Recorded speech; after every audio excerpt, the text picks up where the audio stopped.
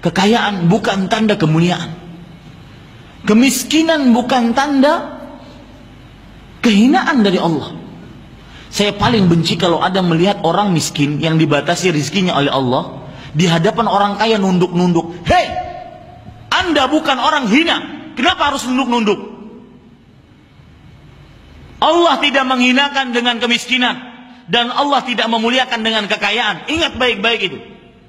Ingin bukti? Salah satu cerita yang saya dapati, orang-orang yang diluaskan rezekinya oleh Allah, sebagian saya katakan, tidak memperhatikan sholat berjamaah. Saya pernah dapati seorang penjajah sapu keliling. Jadi dia pakai sepedanya. Lihat, perhatikan ya. Ini tema kita melenceng sedikit, bahwasanya kemuliaan bukan dilihat dari harta. Kehinaan bukan dilihat dari kemiskinan. Dan ini yang akan menjadikan orang kaya semakin merunduk bagaikan padi, karena yang dilihat bukan kekayaannya, tetapi bagaimana kekayaan tersebut diletakkan di jalan Allah. Dan ini menjadikan orang-orang miskin tidak mudah untuk merendahkan diri di hadapan orang-orang kaya. Yang paling pantas merendahkan diri di hadapan Allah, bukan di hadapan makhluk. Lihat, saya pernah dapati, ini cerita hakiki. Seorang penjual sapu keliling. Kalau di Banjarmasin ada sepeda ontel, dia di situ jual sapu perabotan rumah, ya, seperti ya perabotan rumah, seperti kemoceng, seperti hanger, seperti apa lagi, macam-macam. Dia jual dengan sepedanya.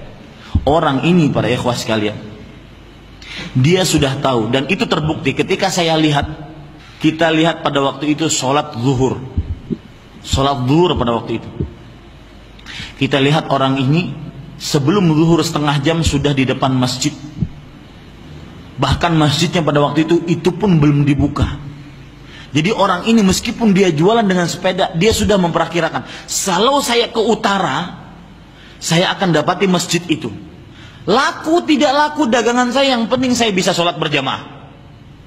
Kalau saya ke selatan, saya akan dapati masjid yang ini. Tapi dia paham jalan-jalan yang dia jalani. Dan pemikiran dia adalah, meskipun saya jualan, saya tidak pernah ketinggalan sholat berjamaah. Lihat orang-orang yang diluaskan rezekinya oleh Allah. Ada sebagian yang berpikir seperti itu. Orang ini, seperti yang saya sebutkan di awal, akan menjadi pemberat bagi orang-orang yang lapang, yang nyaman alat transportasinya, yang nyaman nyari duitnya, tetapi tidak sholat berjamaah. Orang ini pun dengan keadaan sulit demikian, jadi dia mempunyai kebiasaan. Untungnya berapa sih jualan sapu? 10.000, 15.000. Dia cerita setiap hari mungkin untungnya cuma 15.000. Tapi 15.000 tersebut dikumpulkan dengan niat untuk apa? Untuk umroh, Pak. Untuk umrah dia niatkan. Bagaimana dia bisa berumrah? Jadi untung 15.000 dia kumpulkan. Ketika mulai banyak sedikit, dia belikan emas, karena dia tahu harga emas stabil. Dia kadang cincin, kadang ini dia belikan. Dia ikat di perutnya, Pak. Ketika ingin sekali dia dan istrinya ingin berumrah, lihat, bandingkan dengan orang-orang yang diluaskan rezekinya, yang kalau seandainya pelesiran ke luar negeri, ke Amerika, ke Eropa, itu paling semangat, paling jor-joran mengeluarkan uang. Ribuan dolar dia keluarkan hanya untuk melihat aurat. Bahkan kadang-kadang kalau seandainya sudah pergi ke Amerika, ke Eropa, ya, atau ke luar negeri, itu saya paling kesel sudah. Ya. Kalau melihat orang yang belum ke sana, melihat orang yang cuma sampai Riau, Pekanbaru, Riau. Cuma sampai Riau. Amerika, Eropa. Apa yang dibanggakan? Aurat. Tetapi untuk pergi ke tanah suci, mengumpulkan uang, padahal uangnya juga sudah banyak, tidak mau. Orang ini menjual sapu, dia kumpulkan berapa sih untungnya? Dia kumpulkan, akhirnya dia daftar. Subhanallah, Pak, ini saya merinding. Saya punya teman travel umroh dan haji. Ketika orang ini mendaftar di travel teman saya tersebut, cerita ini dari teman saya. Dia mengatakan, ini Pak, duit saya untuk mendaftar.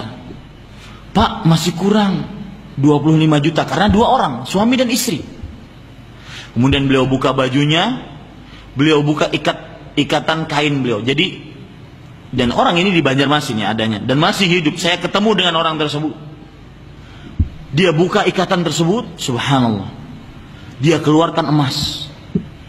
Semua yang hadir di situ menangis, Pak.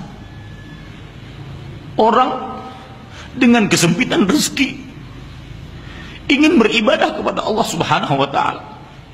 Wajar kalau seandainya orang yang diluaskan rezekinya oleh Allah Subhanahu wa taala, dia bisa umroh setiap bulan, dia bisa umroh setiap 2 bulan, setiap 3 bulan, itu wajar. Bahkan bisa dikatakan sesuatu yang biasa, karena dia diluaskan rezekinya oleh Allah. Yang tidak wajar adalah orang yang disempitkan rezekinya tetapi dia ingin menginjakkan ke tanah suci. Dia keluarkan emas kecil-kecil seperti itu, cincin, kemudian kalung kecil-kecil. Ketika dihitung oleh teman-teman saya, wallahi teman-teman saya di travel tersebut menangis melihat kejadian seperti itu. Inginnya umroh, akan tetapi tidak punya biaya. Ketika dihitung pun, Pak, mohon maaf Pak, masih kurang. Subhanallah. Lalu kata beliau, bisakah saya menghutang sebentar? Subhanallah. Kemudian kata teman saya yang salah satu owner, pemilik dari travel tersebut, sudah biarkanlah, biar kita tidak punya keuntungan, kita tolong orang tersebut, mudah-mudahan Allah Subhanahu wa taala memberkahi. Lihat Pak, perhatikan, dibandingkan dengan orang-orang yang diluaskan rezekinya, yang tidak pernah memikir, yang sukanya cuma pelesiran foya-foya. Ini Bapak Ibu saudara-saudari yang dimuliakan oleh Allah Subhanahu wa taala. Orang-orang seperti ini akan benar-benar menjadi pemberatan pada hari kiamat bagi orang-orang yang diluaskan rezekinya. Maka tidak heran setelah ini kita mendengar Rasul sallallahu alaihi wasallam bersabda, "Ayyus sadaqati Allah." Wahai Rasulullah, sedekah apa yang paling utama? Kata beliau, ini perhatikan, rubah pemikiran kita bahwasanya orang bersedekah hanya orang yang diluaskan rezekinya. Tidak. Bahkan semakin kita sulit untuk mengeluarkan harta, tetapi kita keluarkan juga, maka itu termasuk daripada orang-orang yang luar biasa sedekahnya. Rasulullah sallallahu alaihi wasallam bersabda, "Juhdun muqil."